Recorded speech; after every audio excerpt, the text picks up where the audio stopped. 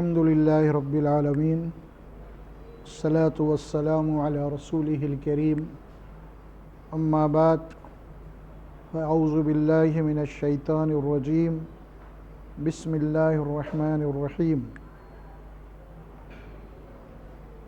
الذين يتبعون الرسول النبي الأمي الذي يجدونه مكتوبا عندهم في التوراة والإنجيل يأمرهم بالمعروف وينهاهم عن المنكر ويحل لهم الطيبات ويحرم عليهم الخبائث ويضع عنهم إسرهم والأغلال التي كانت عليهم فالذين آمنوا به وعزروه ونصروه واتبعوا النور الذي أنزل معه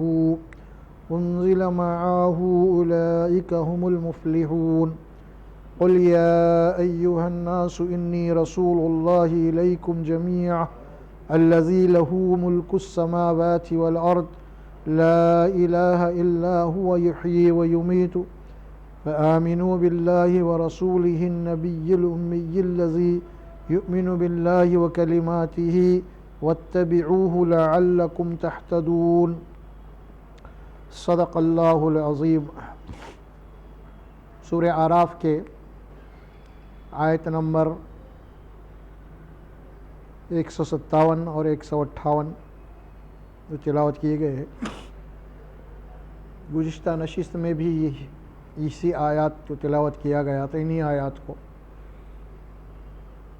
موضوع جو ہمارا چل رہا ہے گفتگو کا وہ ایمان بالرسالت ہے، یعنی عظمت رسول، تعظیم رسول، حب رسول، ایمان بالرسالت کے یہ بنیادی جڑیں ہیں۔ میں اس سے پہلے بھی تفصیل سے یہ بات بتا چکا تھا، پورے دین کی جو بنیاد ہے اصل میں وہ ایمان بالرسالت ہے۔ ہم کو جو کچھ بھی ملا ہے دین، وہ اللہ کے نبی سے ملا ہے۔ قرآن بھی اللہ کے نبی سے ہمیں ملی ہے، سنت بھی ہم کو اللہ کے نبی سے ملی ہے، اور قرآن اور سنت کے مجموعے کا نام جو ہے دین ہے۔ اس اعتبار سے دین کا تنہا ماخذ قرآن اور محمد رسول اللہ صلی اللہ علیہ وسلم کی ذات مقدس ہے۔ اب جبھی بھی دین کی کوئی بات آئے گی تو ظاہر ہے کہ اس کا جو ماخذ ہوگا وہ قرآن اور سنت ہی ہوگا۔ اس اعتبار سے اللہ کے رسول کے اوپر ایمان لانے کے تعلق سے جو قرآن مجید بہت سی تفصیل دیتا ہے اس میں، اور خود اللہ کے نبی صلی اللہ علیہ وسلم اس کی وضاحت بھی کرتے ہیں، تو گزشتہ یہ بات بتایا تھا میں ان آیات کو پڑھتے ہوئے، وَيُحِلُّ لَهُمُ الطَّيِّبَاتِ وَيُحَرِّمُ عَلَيْهِمُ الْخَبَائِثَ، یہاں تک بات ہوئی تھی۔ یعنی اللہ نے اس رسول کو جو بھیجا ہے وہ اسی لیے بھیجا ہے کہ تمہارے لیے حلال کیا ہے، حرام کیا ہے، کھانے پینے کے معاملے میں ہو، اوڑھنے کے معاملے میں ہو، بچھونے کے معاملے میں ہو، کاروبار کے معاملات میں، تجارت کے معاملات میں ہو، حرام اور حلال کے اصول آپ کو دے دیے گئے ہیں۔ کھانے کا مسئلہ ہے تو کیا چیزیں حلال ہے، کیا چیزیں حرام ہیں، اسی طرح معاملات تجارت میں کیا چیزیں حلال ہے، کیا چیزیں حرام ہیں۔ انسان جب محنت کرتا، اپنی کمائی کماتا ہے تو وہ کون سی محنت ہے جو آپ کی کمائی کو، آپ کی آمدنی کو حلال بھی کرتی ہے، حرام بھی کرتی ہے؟ ایسا نہیں ہے کہ حرام کمانے والے بھی محنت ہی کرتے ہیں، ایک پاکٹ مارنے والا بھی محنت ہی کرتا ہے اور بڑا رسک لیتا ہے وہ۔ تو مطلب یہ ہوا کہ حلال اور حرام دونوں میں محنت ہے۔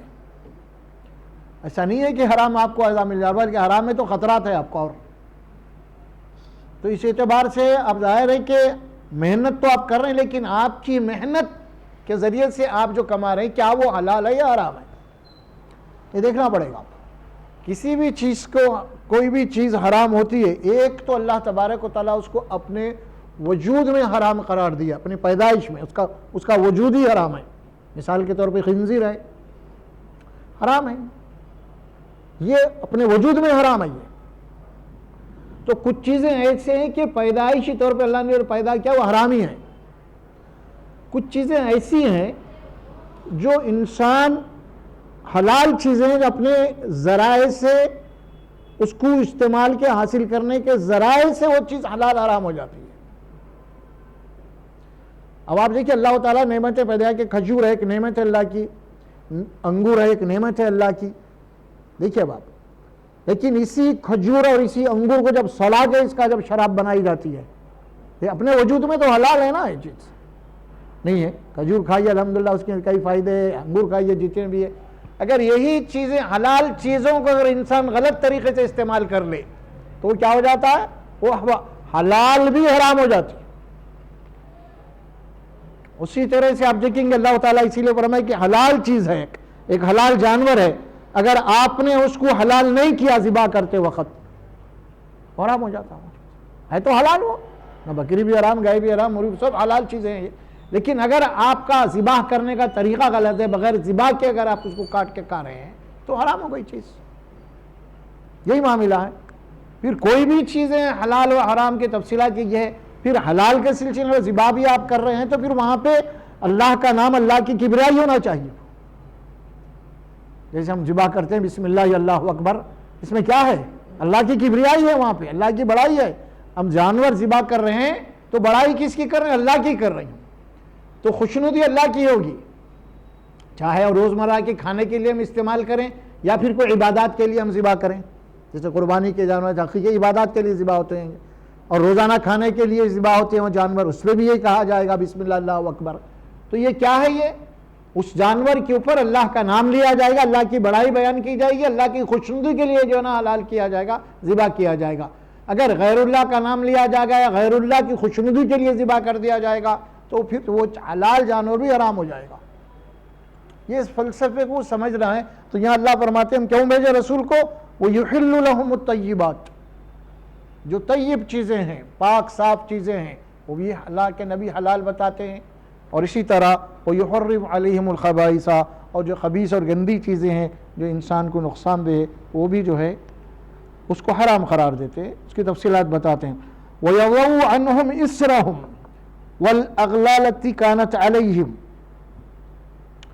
انسانوں نے دین کے عنوان سے, مذہب کے عنوان سے غیر ضروری بوجھ جو اللہ نے حکم نہیں دیا اس کو اپنے اوپر جو ڈال لیا ہے. اللہ حکم نہیں دیا لیکن اپنے اوپر ڈال دیا بہت ساری چیزیں, یہ کرنا ہے, وہ کرنا ہے, فلاں کرنا ہے. جیسا کہ ہمارے پاس بہت ساری شادی بیاہ کا مسئلہ کیا ہے, کچھ بھی نہیں ہے. سیدھی سنت اور جو نا فرض کا طریقہ ہے, قاضی صاحب آئے, دو گواہ ہو گئے, ختم, والد صاحب یا سرپرست نکاح ہو گیا اس کو. اب اس کے اندر کوئی منگے بٹھا رہے ہیں, وہ جنگانے ہو رہی ہے, فلاں ہو رہی, یہ سب غیر ضروری طور پر تم نے اپنے اوپر ڈال لیا ہے. یہ اس کا تعلق نہیں ہے. یہ ساری چیزوں سے رسول کیا کرتے ہیں, تمہیں اس سے نجات دلاتے ہیں, یہ بوجھ تمہارے اوپر سے اتار دیتے ہیں.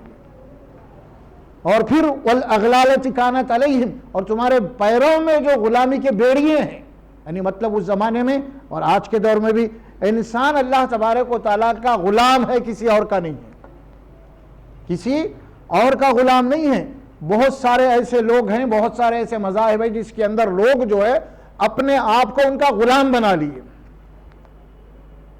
ان کا غلام بنا لیے, یا پھر یوں سمجھے ان کے درشن فلاں فلاں بہت سارے, ان کے بغیر کچھ ہو نہیں سکتا, وہ آئے تو کچھ ہو نہیں سکتے. مذاہب کے اندر ہے یہ چیز, شخصیت پرست اسے ہم کہہ سکتے ہیں. یہ بات غیر قوم میں بھی ہے, عیسائیوں میں بھی ہے, یہودیوں میں بھی ہے, اسی طرح مشرک قوم کے اندر بھی ہے یہ چیزیں, اسی طرح مسلمانوں کے پاس بھی لا علمی کی بنا پہ ایسی چیزیں ہیں. یہ ساری چیزیں ہمارے پاس بھی ایسے بگڑے ہوئے عقائد ہے, حضرت قبلہ کے بغیر نہ شادی ہو سکتی ہے, نہ میزبانی ہو سکتی ہے, کچھ نہیں, کیا نہیں. فرمایا کہ نہیں, اللہ احکامات دیے ہیں, اور تم اپنے پیروں میں جو بیڑیاں ڈالی ہو غلامی کے, اللہ کے نبی آ کے اسے آزادی دلا دیتے ہیں کہ اللہ کا بندہ کسی اور کا غلام نہیں, اللہ کا بندہ. یہ تفصیلات آئی تھی. فَالَّذِينَ آمَنُوا بِهِ, پس جو لوگ اس نبی کے اوپر ایمان لاتے ہیں,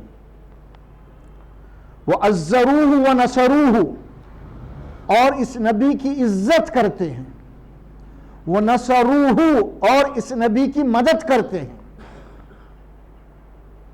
وَاتَّبَعُوا النُّورَ الَّذِي أُنزِلَ مَعَهُ, اور اس نبی کے اوپر جو کلام نازل کیا گیا یعنی قرآن, اس کی اتباع کرتے ہیں, اس کے پیچھے چلتے ہیں. اتباع پیروی یعنی اس نبی کے اوپر جو نور نازل کیا گیا ہے، جو روشنی قرآن، اس قرآن کے تعلیمات کو اپناتے ہیں، قرآن کے تعلیمات کو اوپر عمل کرتے ہیں۔ اولئک هم المفلحون، یہی وہ لوگ ہیں جو فلاح پانے والے، کامیاب ہونے والے ہیں۔ اب اللہ تبارک و تعالیٰ آگے چل کے جو بات فرماتے قل یا ایھا الناس انی رسول اللہ الیکم جمیعا، اے رسول صلی اللہ علیہ وسلم آپ اعلان کر دیجئے کہ میں تمام انسانوں کے لیے رسول بنا کے بھیجا گیا ہوں، پورے انسان۔ کس کی طرف سے؟ الذی لہ ملک السماوات والارض، جو زمین اور آسمانوں کا جو مالک ہے اللہ، اس کی طرف سے میں تمہاری طرف رسول بنا کے بھیجا گیا ہوں۔ کون ہے وہ؟ لا الہ الا ہوا، اس کے سوائے کوئی الہ نہیں ہے، کوئی معبود نہیں ہے۔ یحیی و یمیت، موت و زندگی اس کے اختیار میں ہے، یعنی جس کے اختیار میں تمہاری موت و زندگی ہے اس کی طرف سے میں تمہارے لیے رسول بنا کے بھیجا گیا ہوں۔ بس اس رسول کے اوپر ایمان لاؤ جو نبی اور امی ہے، اور وہ خود بھی اللہ کے اوپر ایمان رکھتے ہیں، وہ کلمات ہی، اور اس کے کلمات یعنی قرآن کے اوپر ایمان رکھتے ہیں وہ رسول خود بھی۔ واتبعوہ لعلکم تہتدون، اور اس نبی کے نقش قدم پہ چلو تاکہ تم کو ہدایت دی جائے۔ اب ان آیات میں اللہ تبارک و تعالیٰ جو باتیں فرما رہی ہے، دیکھیے سب سے پہلے تو اوپر جو بات آئی ہے وہاں فرمائے کہ اس نبی پہ ایمان لاؤ اور ان کی عزت کرو، ان کی مدد کرو۔ اب عزت کیا ہے؟ یہ پیغمبر کی عزت، آپ کی عظمت، آپ کی تعظیم جو ہے وہ اللہ نے ہمارے اوپر فرض قرار دیا ہے۔ فرض نہ صرف فرض ہے بلکہ ایمان کے بنیادی تقاضے ہیں۔ اگر رسول کو صرف رسول مان رہے ہیں، رسول کو صرف رسول مان رہے ہیں، لیکن آپ کی تعظیم، آپ کا ادب، آپ کا احترام اگر ہمارے پاس نہیں ہے تو پھر آپ کو رسول ماننا یہ ایک بے معنی بات ہو جاتی ہے۔ اسی لیے پہلے لحاظ بتائی گئی بات کہ ان کی عزت کرو اور ان کی مدد کرو۔ اب اللہ فرماتے ہیں کہ رسول کی مدد کرو۔ رسول کی مدد کیا کریں گے آپ؟ نعوذ باللہ، رسول تو ہمارے ویسے کوئی ایسے مرشدنگا سے کچھ تو وہ تھوڑی نہیں نذرانے لینے والے، کیا بھائی اپنا گھر بناؤ، اپنا محل بناؤ، اپنا فن بناؤ، ایسا تو کچھ تھا نہیں۔ بلکہ آپ صلی اللہ علیہ وسلم کے گھر میں تو ایک کھانے کے دوسرے وقت کا کھانا وہ نہیں رہتا تھا۔ تو پھر رسول کی مدد کیا ہے؟ آپ حضرات جانتے ہیں، سنتے ہیں تقاریر میں، واعظ میں، علماء اکرام کے اوپر بیانات میں کہ ایک ایک دو دو تین دن کے بھوکے بھی رہے، فاقے بھی رہے، پتھر پہ آپ نے پیٹ کے اوپر پتھر بھی باندھا، یہ بھی آپ کو ملتے ہیں سیرت کی کتابوں کے اندر۔ کبھی آپ نے کئی مہینوں تک آپ نے کوئی ایسی جواری کی گوندی ہوئی روٹی نہیں کھائی، یہ بھی آپ کو ملتے ہیں۔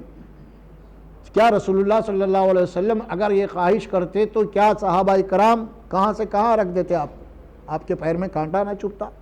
بھوکا رہنا تو دور کی بات ہے، بلکہ آپ صلی اللہ علیہ وسلم کی تو یہ بات تھی۔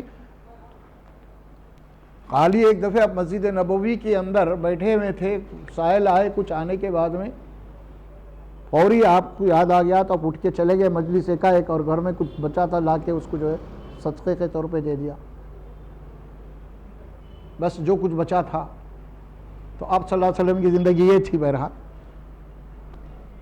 تو وہ نصروہ کیا ہے؟ اب یہ وہ نصروہ، آپ کے امتی جو آپ کے اوپر ایمان لے آئے ہیں وہ آپ کی مدد کرتے ہیں، یعنی جس مشن کو اللہ نے جو دے کے بھیجا ہے، دین اسلام، اللہ کے دین کو پھیلانا، اللہ کے دین کو غالب کرنا، اللہ کے دین کا پرچار کرنا، اس میں آپ کی مدد کرتے ہیں۔ اب دیکھیں صحابہ کرام کیسی مدد کی ہے۔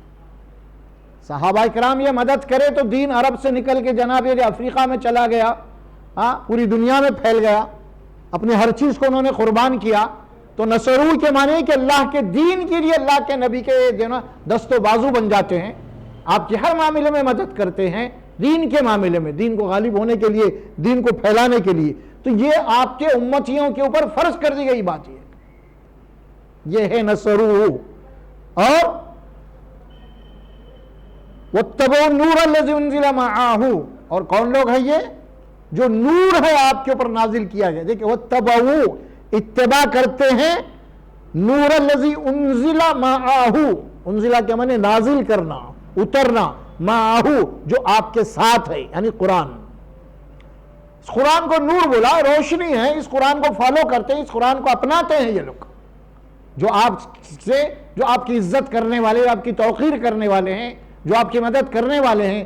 ان کے بنیادی اوصاف یہ ہے کہ قرآن کے اوپر عمل کرتے ہیں یہ لوگ. اولئک هم المفلحون، یہی وہ لوگ ہیں جو فلاح پانے والے ہیں. دوسری بات جو عظیم بات فرمائی اللہ تبارک و تعالیٰ نے وہ ہے یا ایھا الناس انی رسول اللہ الیکم جمیعا. آدم علیہ السلام سے لے کے محمد صلی اللہ علیہ وسلم تک جتنے بھی پیغمبر آئے ہیں اللہ کے نبی ہیں سارے کے سارے. لیکن یہاں کیا بات فرمائی، جتنے بھی نبی آئے ہیں وہ قوم کے لیے، علاقے کے لیے آئے. آپ نے دیکھا ہوگا کہ ایک ہی مقام پہ اوپر ہے کہ دو نبی ہیں. ادھر موسیٰ علیہ السلام، ہارون، روایت میں 2 پیغمبر ہیں. پھر ادھر شعیب علیہ السلام ہے ادھر، اور پھر ادھر جو ہے وہاں پہ ہارون علیہ السلام ہے، اور ابراہیم علیہ السلام ہے، ادھر لوط علیہ السلام ہے. وقت واحد میں پیغمبر ہیں. لیکن دیکھیے اب چھوٹے سے خطے ہیں، چھوٹے چھوٹے، لیکن وہاں پہ ہر قوم کے لیے 2 3 رسول وقت واحد میں بھیجے گئے. یہ رسول اکرم صلی اللہ علیہ وسلم کے جو شان میں اللہ فرماتے ہیں کہ ہم نے آپ کو قیامت تک کے لیے تمام انسانوں کے لیے رسول بنا دیا ہے. یہ آپ کا ختم نبوت کا تاج اللہ نے آپ کے اوپر رکھا ہے قیامت تک کے لیے. وہ خاتم النبیین، آخری نبی ہے اب آپ، اور پورے انسانوں کے لیے ہے. ہم یہ جو بات کہتے ہیں نا، اللہ کہتے ہیں تمام انسانوں کے لیے رسول ہے، ہم یہ کہتے ہیں کہ ہمارے رسول ہے. بات غلط ہے، یہ نہیں بولنا کبھی بھی. اپن اگر کوئی غیر مسلم بھی ہے، کافر مشرک بھی ہیں، اللہ کے نبی ان کے لیے بھی رسول ہے.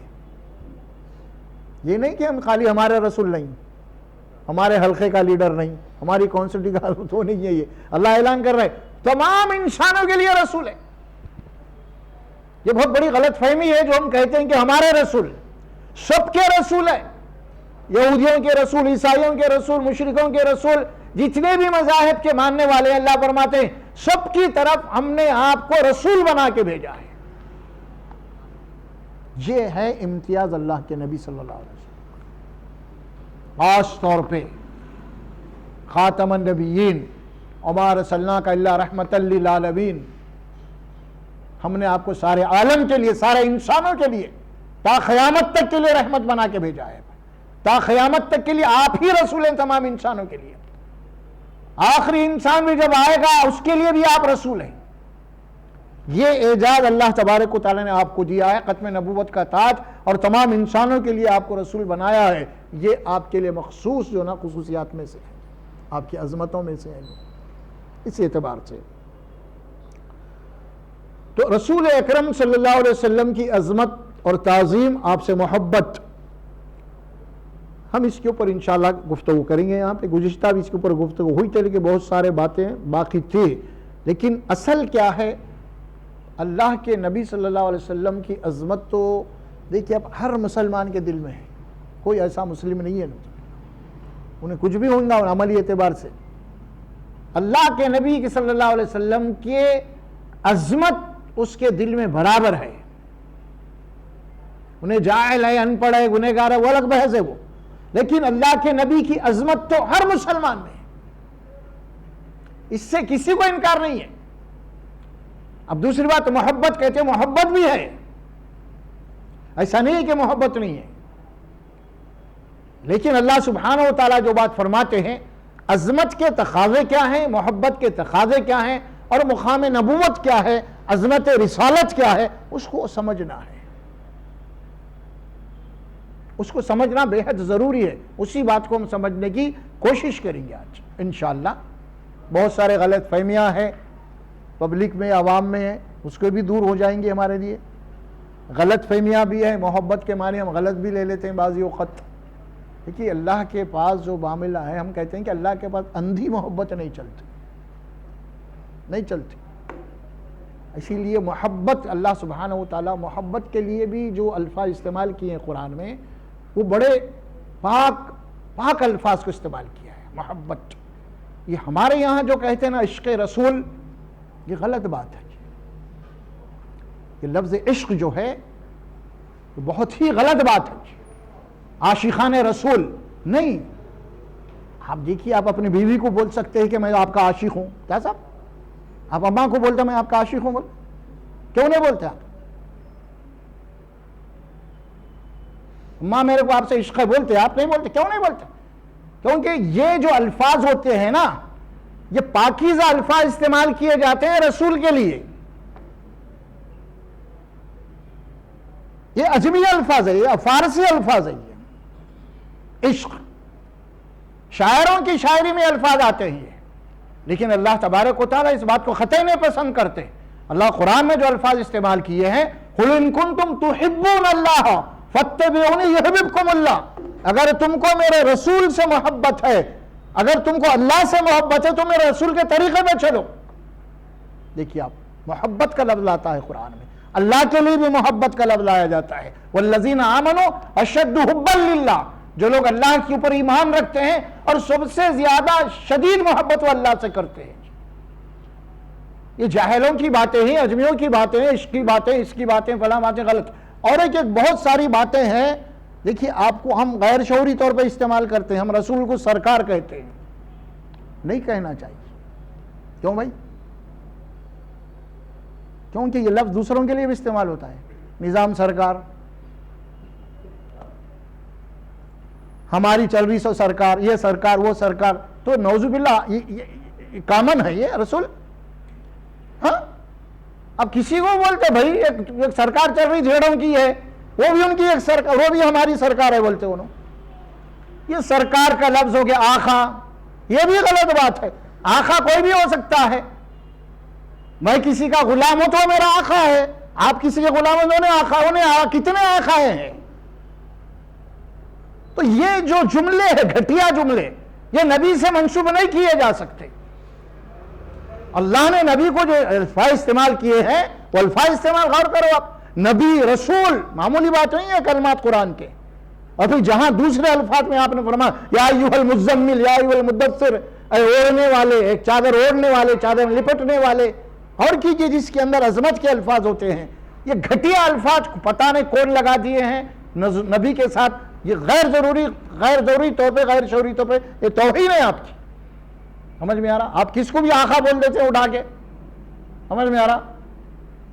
ہمارے پاس مشہور ہے نا، کیا کہتے وہ علاؤ الدین کا چراغ ہے، بابا آقا ہو گیا انہیں، آ گیا نہیں. رسول اللہ، نبی اللہ، اللہ کے نبی، اللہ کے رسول. یہ وہی الہی کے الفاظ ہے، وہی جبرائیل امین یہ الفاظ اللہ کے پاس سے لے کے اترے ہیں. آپ کسی کو سرکار کہہ رہے ہیں تو جس کو آپ سرکار کہہ رہے ہیں کیا اس کو آپ رسول کہہ سکتے ہیں؟ آپ جس کو آپ آقا کہہ رہے ہیں کسی اور کو، کیا اس کو آپ رسول کہہ سکتے ہیں؟ آپ نہیں، کیونکہ یہ الفاظ نبی کے لیے مخصوص ہے یہ. اور ادھر ادھر کے الفاظ نبی کے ساتھ فٹ نہیں کرنا کبھی بھی، یہ توہین ہے، یہ توہین رسالت ہے. یہ خالی آپ سورہ محمد یا سورہ الفتح پڑھ لیجئے. جو مدینے سے ہٹ کے دیہات کے لوگ تھے، وہ لوگ آ کے رسول اللہ صلی اللہ علیہ وسلم کو، جناب علی گھر میں رہتے تھے، آ کے وہ لوگ پکارتے تھے یا محمد یا محمد یا محمد. اللہ بولا ادب سے بات کرو. یا محمد بول رہے ہیں تم؟ منع کر دیا اللہ قرآن میں. اللہ بعض وقت میں اللہ تعالیٰ آپ کو یا محمد نہیں بولا بلکہ یا ایھا المدثر بولا. اس کے الفاظ عظمت کے، یہ اس کے پیار ہو رہے الفاظ ہے، اس میں منع کر دیا گیا. اور ہم جو کہتے نعرے لگا رہے یا محمد، سڑکوں پہ جہاں دل میں آؤ. اٹھا کے پڑھیے آپ سورہ الفتح. منع کر دیا اللہ تبارک و تعالیٰ. تمہیں ادب نہیں ہے، پھر وارننگ دیے وہاں پہ. تم انتظار کرنا تھا رسول اللہ گھر کے باہر نکلے تک. یہ کیا پکار رہے ہو تم یا محمد یا محمد کر گھر کے باہر عام آدمیوں کی طرح. نبی کی عظمت زندگی میں لازمی ہے. وہ اطاعت تو بات کا مسئلہ ہے. اطاعت تو بات کی چیز. جب تک محبت نہیں ہوگی، عظمت نہیں ہوگی، اس وقت تک ہماری اطاعت بھی اس کے اندر وہ روح و جان نہیں ہوگی. اب نبی کا مقام جو بتایا گیا اس کی آپ کی عظمت، دیکھیں ابھی آیت کریمہ پڑھا سورہ عمران کی، وہاں ہم کہتے ہیں کہ محبت یہ الفاظ جو کثرت سے ہم استعمال کرتے ہیں، جس میں اللہ کیا بات فرمایا وہاں پہ؟ قل، آپ کہہ دیجئے ان کنتم تحبون اللہ، فاتبعونی یحببکم اللہ ویغفر لکم ذنوبکم واللہ غفور رحیم. آپ کہہ دیجئے، یہ خاص طور پہ یہود اور نصارہ مخاطب، وہ لوگ کیا کہتے ہیں؟ نحنو ابناء اللہ، ہم اللہ کے بیٹے ہیں. یعنی مطلب یہ ہے کہ اللہ جیسے کوئی باپ اپنے بیٹوں سے محبت کرتا ہے نا، تو یہود اور نصارہ بھی یہ بولتے تھے اللہ بھی ہم سے ویسی محبت کرتا ہے. اس کے معنی یہ ہے وہاں پہ اللہ فرماتے ہیں اگر ان کو یہ دعویٰ ہے کہ واقعے میں اللہ ہم سے محبت کرتا ہے تو اللہ تعالیٰ فرمایا قل ان کنتم تحبون اللہ فاتبعونی یحببکم اللہ.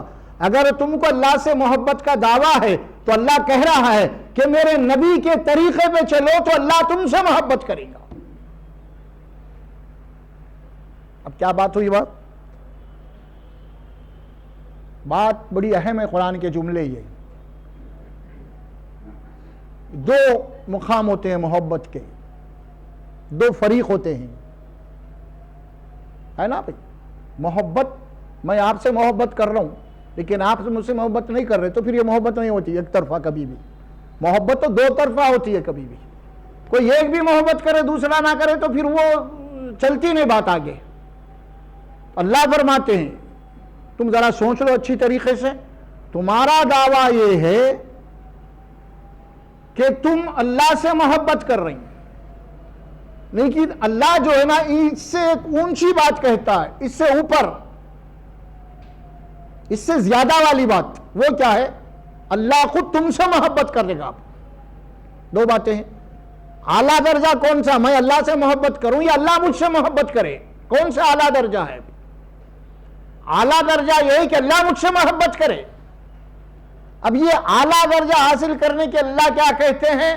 میرے نبی کی اتباع کرو گے تو میں خود تم سے محبت کروں گا. تم چھوڑ دو تمہاری محبت کو، تو اب تمہاری محبت کی تو کوئی گارنٹی بھی نہیں ہے. جب اللہ کہتا ہے میں خود تم سے محبت کروں گا، شرط یہ ہے کہ تم میرے نبی پہ ایمان لائے نا، میری نبی کی عظمت کے بھی قائل ہے تم، تو پھر اس نبی کے طریقے پہ چلو تم، تو پھر میں خود تم سے محبت کروں گا. اچھا پھر نبی اللہ ہم سے محبت کر کے پھر ہمیں دیں گا کیا؟ لیکن وہ بات بھی کلیئر کریں اللہ آگے چل کے. ایسا نہیں ہے کہ میں محبت کروں گا کہ آپ کو چھوڑ نہیں دی اللہ، بلکہ اللہ فرماتے ہیں کہ میں جس سے محبت کروں گا میں اسے کیا دوں گا؟ یغفر لکم ذنوبکم، میں اس کے تمام گناہوں کو معاف کروں گا اور اس کو جنت عطا کروں گا.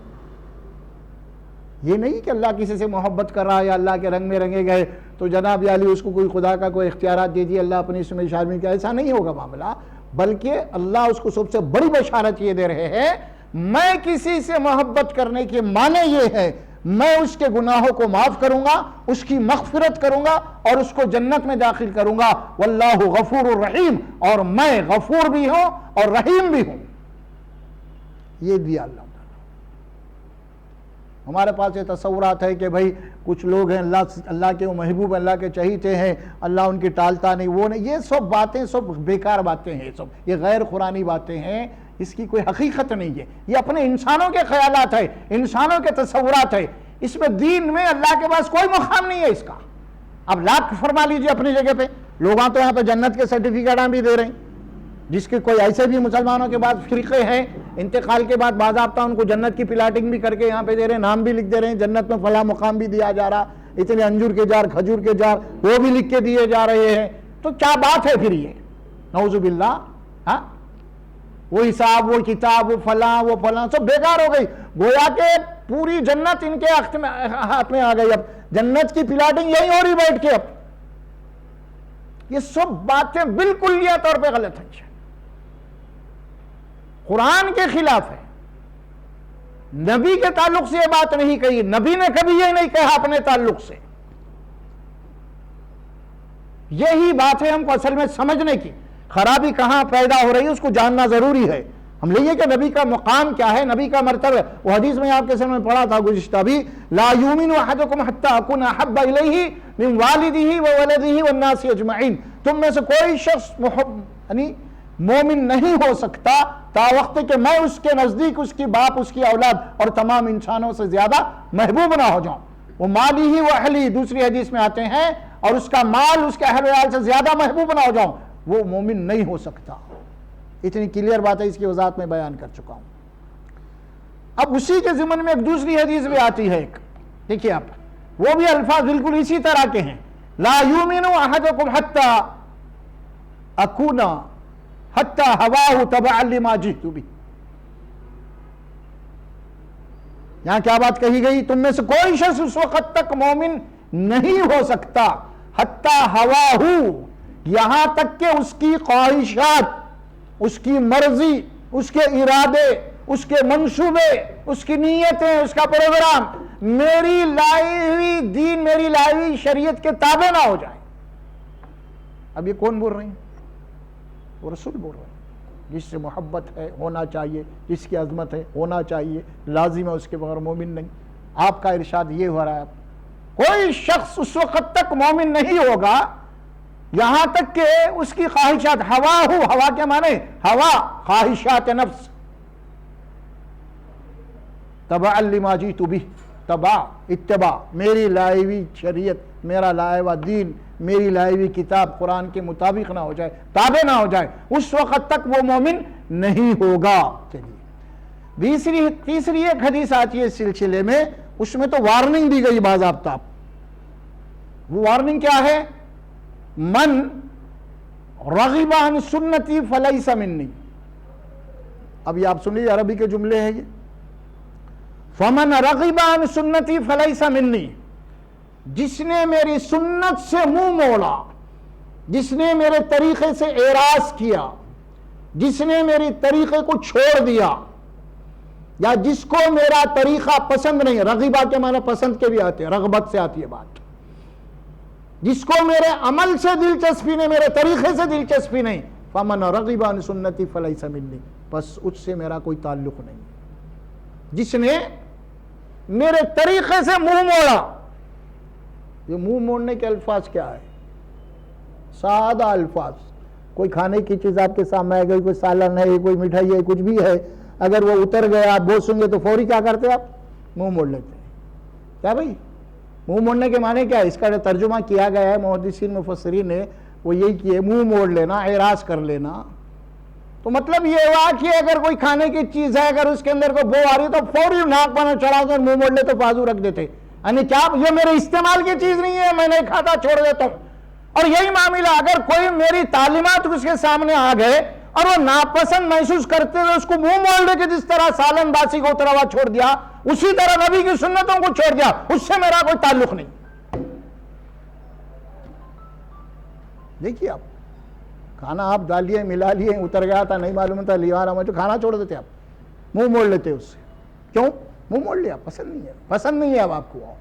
وہی مثال دی اللہ کے نبی نے، فمن رغب عن سنتی فلیس منی، جس نے میرے طریقے سے منہ موڑا، جس کو رغبت نہیں، دلچسپی نہیں، فلیس منی، اس سے میرا کوئی تعلق نہیں. پھر کیا بات فرمائی؟ دیکھیے آپ نبی کی محبت، ہم خالی نبی کی محبت بلکہ جھوم رہے ہیں. کچھ لوگ تو یہ سمجھ رہے ہیں کہ جناب علی محبت کے معنی یہ ہیں لمبی داڑھی چھوڑ لینا ہے، یا پھر جو ہے ٹخنے سے اوپر پیجامہ پہن لینا ہے، مسواک کر لینا ہے. جس حد تک ہم پر رہے نہیں، پوری زندگی ہے. بلکہ ایک حدیث میں آتی ہے وہاں پہ بھی فلیس منی فلیس منا دو الفاظ آتے ہیں. من غش فلیس منا، جس نے لوگوں کو دھوکہ دیتے ہوئے کاروبار کیا، اس سے ہمارا کوئی تعلق نہیں. اتنی سخت ہوئی کبھی آپ نے یہ نہیں فرمایا جس نے مسواک چھوڑ دیا میرا مجھ سے کوئی تعلق نہیں. یہ تو فضائل کی بات ہے، یہ تو چھوڑ دیجئے آپ، نہیں کریں تو کوئی گنہگار نہیں ہے آپ. لیکن اگر آپ کسی کو دھوکہ دے رہے ہیں تو آپ گنہگار ہیں، آپ مجرم ہیں وہاں پہ. اگر آپ ٹخنے سے پیجامہ کرتا نہیں پہنے، اگر لٹک بھی رہا تو آپ کوئی مجرم نہیں ہے وہاں پہ. لیکن آپ کسی کو دھوکہ دے رہے ہیں، کسی سے فراڈ کر رہے ہیں، کسی کا مال کھا رہے ہیں، غبن کر رہے ہیں، چوری کر رہے ہیں، آپ مجرم ہیں وہاں پہ. سنت کیا ہے؟ سنت کسے کہتے ہیں؟ ہم بر رہے پانی بیٹھ کے پانی پینا سنت ہے، بس سمجھ میں ولیمہ میں جانا سنت ہے، دعوت کھانا، مٹھا کھانا، یہ سنتیں ہیں. ارے بھائی سچ بولنا بھی سنت ہے، وعدہ پورا کرنا بھی، یہ اصل سنتیں ہیں. دین اسی کا نام اصل میں. وعدہ پورا کرنا سنت ہے، پڑوسی کے ساتھ اس نے سلوک کرنا سنت ہے، اخلاق حسنہ اختیار کرنا سنت ہے. یہ سنتیں تو ہم کو سنائی نہیں جاتی. ہمارے واعظ اور بیانوں میں ممبروں سے یہی سنتیں سنا چاہیے. مسواک کی سنت, ٹھنڈے پانی کی سنت, بیٹھ کے پانی پینے کی سنت ہے, یہ سنتیں. ارے بھائی یہ سنتیں تو اضافی سنتیں ہیں, یہ اگر نہیں بھی کرے تو آپ گنہگار مجرم نہیں ہے. یہ فضائل میں بات آتی ہے یہ. لیکن دوسری سنت اللہ کے نبی نے بتایا, میں نے کہا شف علیہ منا, جو لوگوں کو دے دھوکہ دے دے, اس سے میرا کوئی تعلق نہیں. کہاں پہ ہیں ہم؟ اللہ کے نبی صلی اللہ علیہ وسلم فرماتے ہیں, دیکھیے اب آپ, ہم کو یقین ہے نا رفیع کی شفاعت ہونا ہے نا, سفارش عام مسلمان سب اسی نظام میں ہیں, ہوگی شفارش, یقیناً ہوگی. کس کی ہوگی وہ دنیا میں بتا دیا رسول. دیکھیے آپ, بخاری مسلم کی حدیثیں آتی ہیں جس میں فرمایا کہ میں حوض کوثر پہ کھڑا رہوں گا اور میرے امتی آئیں گے, ایک ایک کو میں پانی پلاتے رہوں گا. وہ لوگ صف میں کھڑے ہوئے رہیں گے میری صف میں, اور فرشتے آئیں گے, کچھ لوگوں کو میری صفوں سے کھینچ لیں گے. وہ اللہ کے نبی فرمائیں گے یہ میرے امتی ہے. فرشتے کہیں گے لا تدری, آپ نہیں جانتے یا رسول اللہ. کیوں نہیں جانتے؟ اسی لیے نہیں جانتے, آپ کے جانے کے بعد انہوں نے اپنے دین کو بدل دیا. دین کو چھوڑ دیا نا, دین کو بدل دیا. جو دین تھا وہ عمل نہیں کرے, 5 وقتہ نماز فرض تھی وہ نہیں کرے, ماں باپ کی خدمت تھی وہ نہیں کرے, تجارت معاملات ایمانداری سے کرنا تھا وہ نہیں کرے, خالی جھنڈے لے کے بھاگے, پکارے, وہ کرے, یہ کام کرے جس کا حکم نہیں تھا.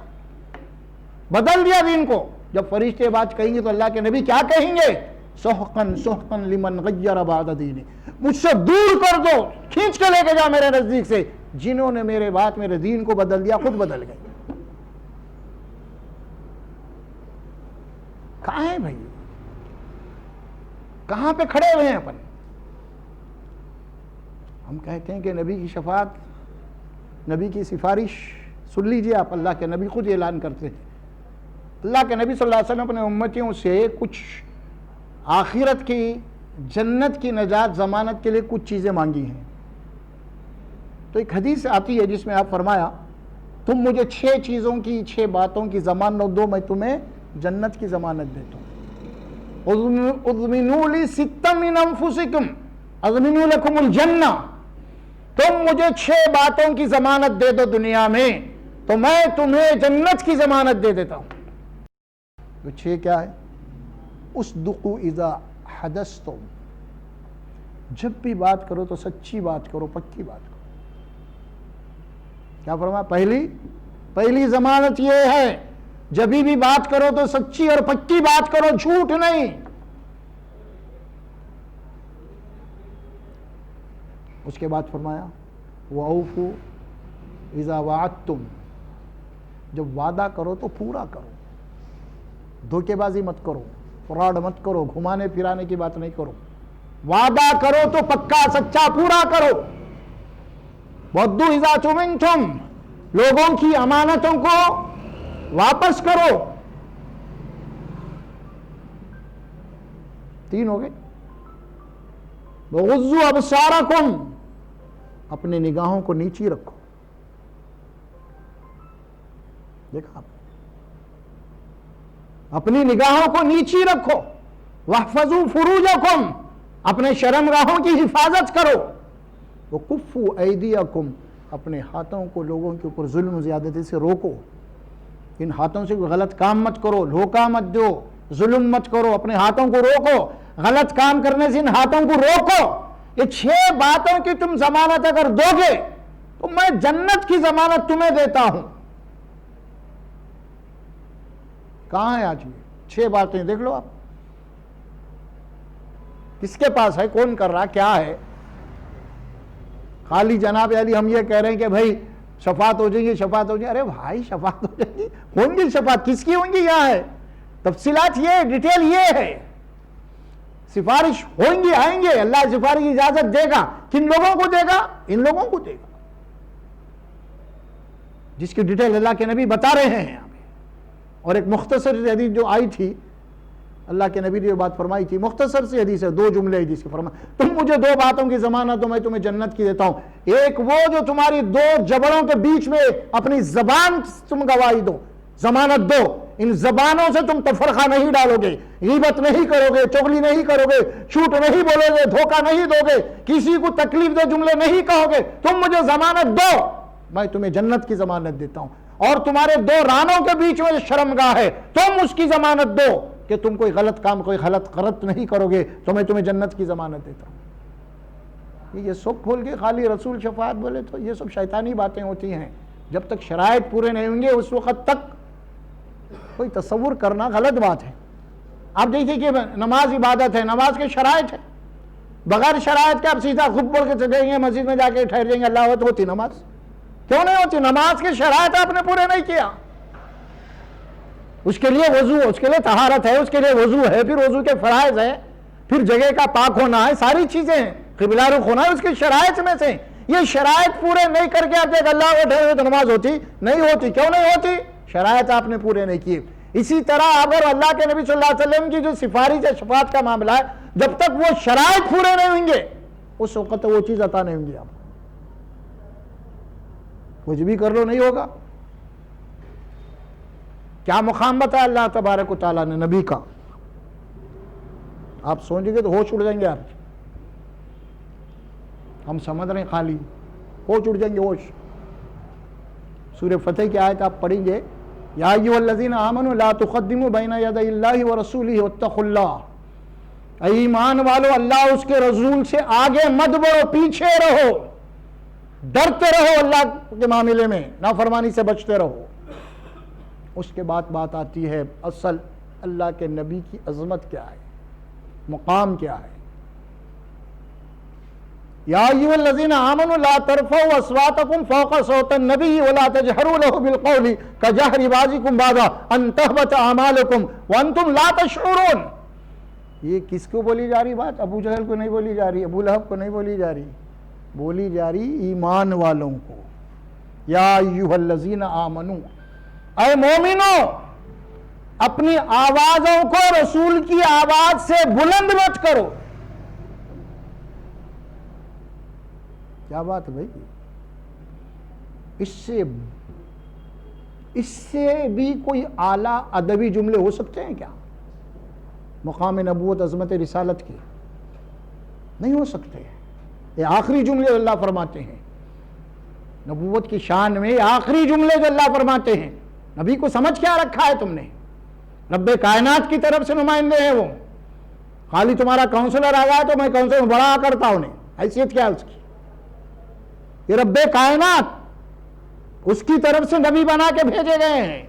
کیا بات کہی جا رہی ہے؟ لا ترفعوا اصواتکم فوق صوت النبی، بلند مت کرو، نہ صرف بلند مت کرو، ولا تجہروا بالقول کجہر بعضکم بعضا، آپس میں تم لوگ ایک دوسرے سے جیسے گفتگو کر لیتے نا، وہ انداز نہیں ہونا رسول سے تمہارا۔ تم آپس میں گفتگو کرتے، کبھی تمہاری آواز اس سے اونچی ہو جاتی، کبھی اس کی آواز تمہارے سے اونچی ہو جاتی، یہ تمہارا معاملہ ہے۔ لیکن نبی کی محفل میں تم بیٹھے ہوئے، خبردار نبی کا ادب ملحوظ رکھو اور اپنی آوازوں کو پست رکھو، اور نبی کی آواز سے تمہاری آواز بلند نہیں ہونا۔ اگر ہو گئی تو ان تحبط اعمالکم، تمہارے نماز، تمہاری روزے، تمہارے حج اللہ تعالیٰ سب برباد کر کے رکھ دیں گا، زیرو کر دیں گا، کچھ بھی نہیں تمہارا نام ہے، ختم۔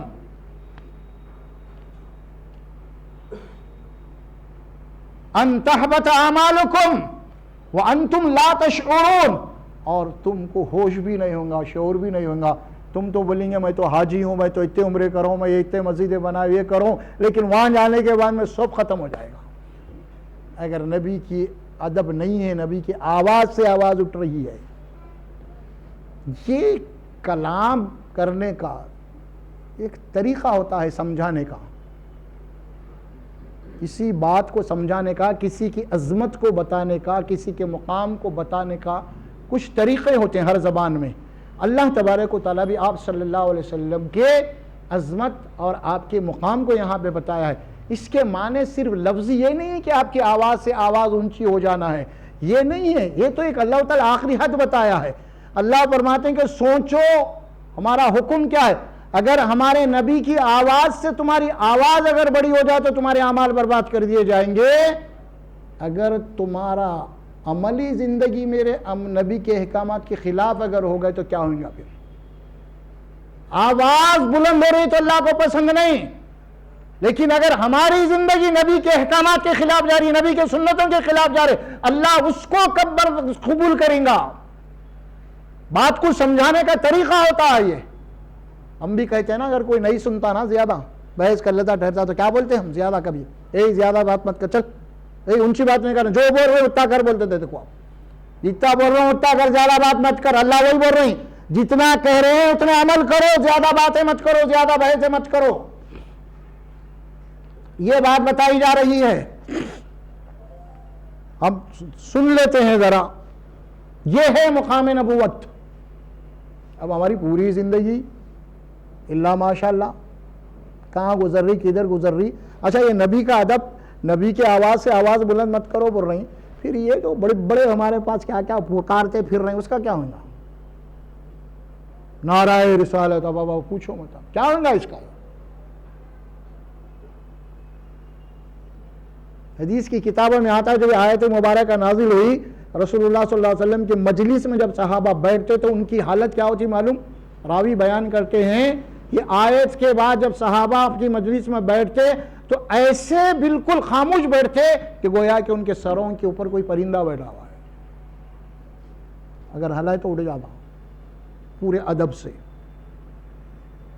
یہ کیفیت تھی. اب یہ میلاد کے نام سے کیا کیفیتیں ہو رہی ہیں جناب علی؟ ان تحبط اعمالکم، پورے اعمال برباد ہے. یہ اس آیت کی روشنی میں بے ادبی ہو رہی ہے. وہاں سورہ فتح میں پڑھا کیا پکار رہے ہیں یا محمد یا محمد، بار بار پڑھ لیجئے سورہ الفتح جا کے. اب پڑھنے کی ضرورت ہے. ادب نبوی کیا ہے، مقام نبوت کیا ہے، تعظیم رسالت کیا ہے، اس کو ہم شیطان نے ہم کو بھٹکا دیا ہے یہاں پہ اور ادھر لگا دیا ہے، بس ختم. وہ چکر چلا رہے ہیں اور اسی چکر میں ہم رہے ہیں. دیکھیے اب ہمارے پاس کیا کچھ ہو رہا، اللہ محفوظ رکھے. عجیب بات ہے، ہمارے کچھ چراغاں کے اندر ہوتے تھے، چراغاں. دیکھیے اب آپ کتنی یہ ایک لہو اور بیہودہ بات ہے. کچھ لوگ کہ چراغاں کرتے ہیں، چراغاں کر کے کہتے ہیں کہ یا رسول اللہ ہمارے پاس آ رہے ہیں، ان کے گھر کو آ رہے ہیں. اور نعوذ باللہ یہ چراغاں ناچنے گانے والیاں بھی کر رہی ہیں. فوٹوں پہ بھی یہ چراغاں ہوتے ہیں ان کا تصور یہ ہے کہ اللہ کے نبی یہاں آ رہے ہیں، اللہ کے نبی چراغاں کرے ہوٹل میں آ رہے ہیں، ان کے گھر میں آ رہے ہیں، ان کے دکان میں آ رہے ہیں. اور کیجئے آپ، وہ آ رہے ہیں یہاں. بے ادبی ہے. ہم جانے کا تصور ہونا چاہیے، آنے کا تصور. غیر شعوری طور پہ بہت ساری ایسی باتیں ہو رہی ہیں. یہ لا علمی کی بنا پہ ہو رہی ہے، جہالت کی بنا پہ ہو رہی ہے. قرآن اور سنت میں اس کا کوئی اشارہ، کوئی تفصیل، کوئی تذکرہ نہیں ہے. لیکن یہی دین آج بنا ہوا ہے، اسے ہم کو بچنا چاہیے. ہم کو ایک ایسا دین چاہیے، ہم کو پابندی والا دین نہیں چاہیے. کچھ ایسی باتیں ہم کو بنا دو، ہم بتا دو، ہم وہ کر لیں گے، اس کے بعد ہماری نجات ہو جانا. ایسا دین ہم تلاش کر رہے ہیں. نہیں، اللہ کا دین عملی دین ہے. اللہ کا دین ہر قدم کے اوپر رہنمائی کے لیے آیا ہے. اللہ کے نبی صلی اللہ علیہ وسلم کو اللہ نے اپنا ماڈل بنا کے بھیجا ہے. لقد کان لکم فی رسول اللہ اسوۃ حسنہ، یقیناً ہم نے آپ کے رسول صلی اللہ علیہ وسلم تمام انسانوں کے لیے، تمہارے لیے ایک نمونہ بنا کے بھیجا ہے. نمونہ، اسوہ اور حسنہ دو الفاظ آتے ہیں قرآن میں، اسوہ اور حسنہ. اسوے کے معنی آپ کا طریقہ، آپ کا عمل، آپ کی زندگی. حسنہ کے معنی پرفیکٹ، جس کے اندر کوئی خرابی نہیں، جس کے اندر کوئی کمی نہیں. یعنی جس کے اندر کوئی خرابی نہیں، کوئی کمی نہیں. مطلب کیا ہوا؟ مطلب یہ ہوا اللہ کے نبی صلی اللہ علیہ وسلم کی زندگی میں وہ کون سا نقص ہے جو تم وہ چھوڑ کے دوسری جگہ تلاش کر رہے ہو. ماڈل ہے تمہارے لیے، نمونہ ہے. عبادات میں نمونہ، معاملات میں نمونہ، شادی بیاہ میں معاملہ، جہاد میں، ہر جگہ نمونہ ہے. دیکھیے اللہ تعالیٰ وما خلقت الجن والانس الا لیعبدون، اللہ کہتے ہیں جن اور انس کو ہم نے عبادت کے لیے پیدا کیا ہے، لیکن یہ عبادات بھی نبی کے ماڈل میں ہونا ہے، آپ کو نبی کے اسوے میں ہونا ہے۔ اگر یہ عبادت بھی اگر میں اپنے طریقے سے کروں گا تو وہ عبادت اللہ کے پاس گمراہی بن جائے گی۔ مغرب کے 3 رکعت ہے، یہ 2 بھی نہیں ہے، 4 بھی نہیں ہے، 3 کہیں کو بول کے کل سے اگر کوئی 4 پڑھنا شروع کر دیا تو کیا کر رہا ہوں، غلطی کیا کر رہا ہوں؟ کم تو نہیں کر رہا نا، عبادت 1 رکعت عبادت ہی کر رہا، سورہ فاتحہ ہی پڑھ رہا، اس میں اللہ کی تسبیح کر رہا، اللہ کی بڑائی میں 1 رکعت کے اندر، تو پھر وہ 4 امام پڑھیں گا تو مصلی جناب علی پھر اس کو بولیں گے نماز دو رہا۔ اگر وہ پلٹ کے بولے غلطی کیا کر 1 رکعت زیادہ پڑھا ہے نا بھائی، خاموش بڑھتے ہیں نہیں، کیوں؟ اب یہاں ہے مقام نبوت۔ اللہ بولا میں عبادت کے لیے پیدا کروں، لیکن عبادت کے لیے محمد صلی اللہ علیہ وسلم کا نمونہ ہے۔